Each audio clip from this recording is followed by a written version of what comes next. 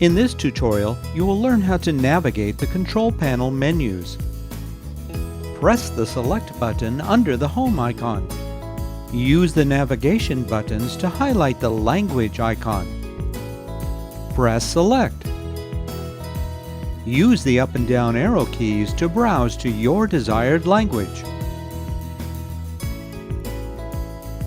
Press the Select button under the Home icon to complete language selection.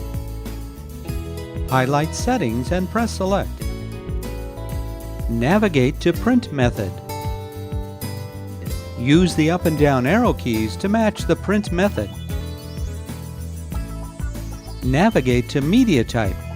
Use the up and down arrow keys to select the media type.